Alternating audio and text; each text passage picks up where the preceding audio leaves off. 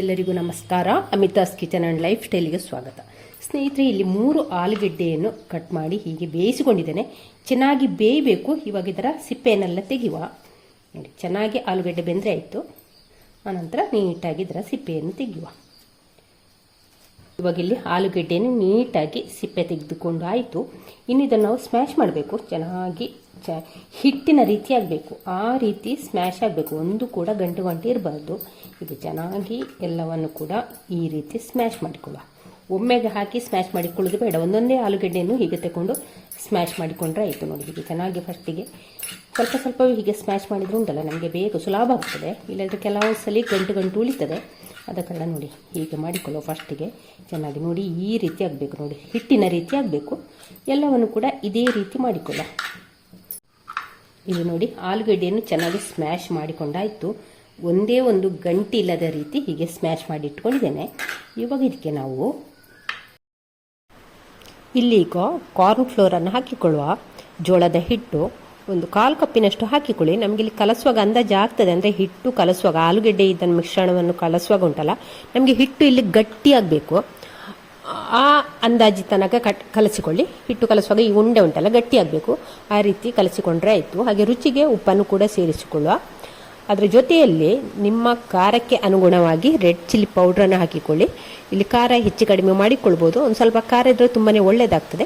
ಹಾಕಿ ಒಮ್ಮೆ ಚೆನ್ನಾಗಿ ಒಂದಕ್ಕೊಂದು ಬೆರೆಯುವ ಹಾಗೆ ಒಮ್ಮೆ ಚೆನ್ನಾಗಿ ಇದನ್ನು ಮಿಕ್ಸ್ ಮಾಡಬೇಕು. ಎಲ್ಲವನ್ನು ಕೂಡ ಹೀಗೆ ಚೆನ್ನಾಗಿ ಮಿಕ್ಸ್ ಮಾಡಿಕೊಂಡ್ರೆ ಆಯಿತು. ಇನ್ನು ಇದನ್ನೊಮ್ಮೆ ಚೆನ್ನಾಗಿ ಕೈಯಲ್ಲೇ ನಾದಿಕೊಂಡ್ರೆ ಆಯಿತು. ಇವಾಗ ಇಲ್ಲಿ ಆಲೂಗಡ್ಡೆಯನ್ನು ಚೆನ್ನಾಗಿ ಕಲಸಿಕೊಂಡಾಯಿತು. ಅದಕ್ಕೆ ಈಗ 1 ಟೀ ಸ್ಪೂನಷ್ಟು ಎಣ್ಣೆಯನ್ನು ಹಾಕಿಕೊಳ್ಳುವ. ಯಾವುದೇ ಕುಕ್ಕಿಂಗ್ ಆಯಿಲ್ ಆಗ್ತದೆ. ಹಾಕಿ ಒಮ್ಮೆ ಚೆನ್ನಾಗಿ ಕಲಸುವ. ಚೆನ್ನಾಗಿ ನಾದಿಕೊಂಡ್ರೆ ಆಯಿತು. ಗಂಟುಗಳು ಇರಬಾರ್ದು. ಪದೇ ಹೇಳ್ತಾ ಇದ್ದೇನೆ, ಚೆನ್ನಾಗಿ ನೈಸ್ ಆಗಬೇಕು. ಆ ರೀತಿ ಕಲಸಿಕೊಂಡ್ರೆ ಆಯಿತು. ಇವಾಗ ಹಿಟ್ಟನ್ನು ಎಣ್ಣೆ ಹಾಕಿ ಕೂಡ ಕಲಸಿಕೊಂಡಾಯಿತು. ಇವಾಗ ಇಲ್ಲಿ ಸೈಡಿಗೆ ಒಂದು ಸ್ವಲ್ಪ ಎಣ್ಣೆ ಹಾಕ್ತಾ ಇದ್ದೇನೆ. ಕೈಗೆ ಎಣ್ಣೆ ತಾಗಿಸಿಕೊಂಡು ಇದನ್ನು ಚಿಕ್ಕ ಉಂಡೆ ಮಾಡುವ. ನೆಲ್ಲಿಕಾಯಿ ಗಾತ್ರದ ಉಂಡೆ ಮಾಡಿದರೆ ಆಯಿತು. ಹೀಗೆ ನೈಸ್ ಆಗಬೇಕು. ನೋಡಿ, ಹೀಗೆ ನೈಸ್ ಆಗಬೇಕು. ಎಲ್ಲಿ ಕೂಡ ಕ್ರ್ಯಾಕ್ ಇರಬಾರ್ದು. ನೆಲ್ಲಿಕಾಯಿ ಗಾತ್ರದ ಉಂಡೆಯನ್ನು ಮಾಡಿ ಇಟ್ಟುಕೊಳ್ಳೋ ಫಸ್ಟಿಗೆ. ಇವಾಗ ನೋಡಿ, ಆಲೂಗೆಡ್ಡೆಯಿಂದ ಈ ರೀತಿ ಚಿಕ್ಕ ಉಂಡೆಯನ್ನಾಗಿ ಮಾಡಿ ಇಟ್ಕೊಂಡಿದ್ದೇನೆ. ಹೀಗೆ ಎಲ್ಲಿಯೂ ಕ್ರ್ಯಾಕ್ ಇರಬಾರ್ದು. ನೈಸಾಗಿ ಉಂಡೆ ಮಾಡಿಕೊಳ್ಳಿ. ಇನ್ನಿದನ್ನು ನಾವು ಇವಾಗ ಇಲ್ಲಿ ಒಂದು ಕಡಾಯಿಗೆ ತೆಂಗಿನೆಣ್ಣೆ ಹಾಕಿ ಕಾಯಲಿಕ್ಕೆ ಇಟ್ಟಿದ್ದೇನೆ. ಎಣ್ಣೆ ಚೆನ್ನಾಗಿ ಬಿಸಿ ಆಗಬೇಕು. ಇವಾಗ ಇಲ್ಲಿ ಎಣ್ಣೆ ಚೆನ್ನಾಗಿ ಬಿಸಿಯಾಗಿದೆ. ಆ ಹೊತ್ತಿಗೀಗ ನಾವು ಮಾಡಿಟ್ಟ ಉಂಡೆಯನ್ನು ಒಂದೇ ಉಂಡೆಯನ್ನು ಇದಕ್ಕೆ ಹಾಕುವ.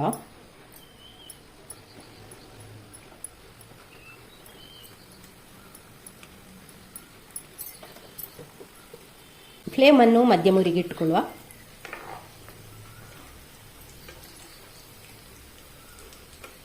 ಹಾಕಿ ಹೀಗೆ ಮಗುಚಿಕೊಂಡಿದ್ರೆ ಆಯಿತು. ಎಲ್ಲವನ್ನು ಕೂಡ ಒಂದೇ ಸೈಡು ಇನ್ನಿದನ್ನು ಹೀಗೆ ತಿರುಗಿಸಿಕೊಂಡಿದ್ರೆ ಆಯಿತು.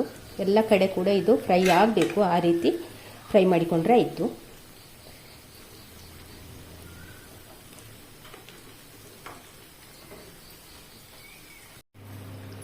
ಇವಾಗ ನೋಡಿ, ಇದು ರೆಡಿ ಆಯಿತು. ಇವಾಗ ಇದನ್ನು ನಾವು ತೆಗೆಯುವ.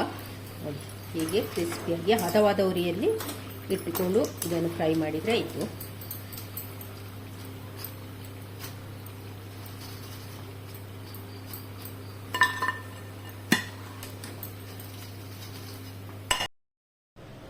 ನೋಡಿ ಸ್ನೇಹಿತರೆ, ಕ್ರಿಸ್ಪಿಯಾದ ಆಲೂಗೆಡ್ಡೆ ಬಾಲ್ಸ್ ಯಾವ ರೀತಿ ರೆಡಿಯಾಗಿದೆ ನೋಡಿ.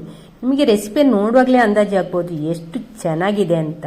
ಹಾಗೆ ಅಷ್ಟೇ ಟೇಸ್ಟ್ ಕೂಡ ಉಂಟು. ಅಷ್ಟೇ ಸುಲಭವಾಗಿ ಹಾಗೆ ಕಡಿಮೆ ಇಂಗ್ರೀಡಿಯೆಂಟ್ಸ್ ಬಳಸಿಕೊಂಡು ಮಾಡಿರುವಂಥ ಒಂದು ಆಲೂಗೆಡ್ಡೆ ಬಾಲ್ಸ್.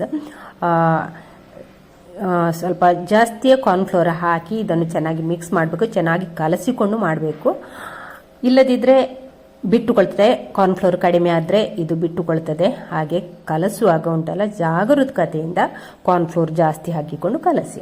ಹಾಗೆ ಇದನ್ನು ನಾವು ಸ್ನ್ಯಾಕ್ಸಿಗೆ ಕೂಡ ಮಾಡಿಕೊಳ್ಬೋದು. ಮಕ್ಕಳು ಸ್ಕೂಲ್ ಬಿಟ್ಟು ಬರುವಾಗೆಲ್ಲ ಇದನ್ನು ಮಾಡಿಕೊಡಿ. ತುಂಬಾ ಇಷ್ಟಪಟ್ಟು ತಿಂತಾರೆ. ಹಾಗೆ ನೀವು ಕೂಡ ತುಂಬಾ ಇಷ್ಟಪಟ್ಟು ತಿಂತಾರೆ.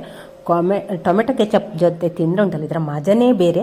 ಹಾಗೆ ಈ ರೆಸಿಪಿ ಇಷ್ಟ ಆದರೆ ಲೈಕ್, ಶೇರ್, ಕಮೆಂಟ್ ಮಾಡಿ. ಚಾನಲ್ ಯಾರಾದರೂ ಹೊಸಬರಿದ್ರೆ ಪ್ಲೀಸ್ ಸಬ್ಸ್ಕ್ರೈಬ್ ಮಾಡಿಕೊಂಡು ಚಾನಲನ್ನು ನೋಡಿ. ಹಾಗಾದರೆ ನಾಳೆ ನಾವು ಬ್ಲಾಗ್ ಅಥವಾ ರೆಸಿಪಿಯೊಂದಿಗೆ ಸಿಗೋಣ. ಅಲ್ಲಿವರೆಗೆ take care. Bye. Thank you ಸ್ನೇಹಿತರೆ.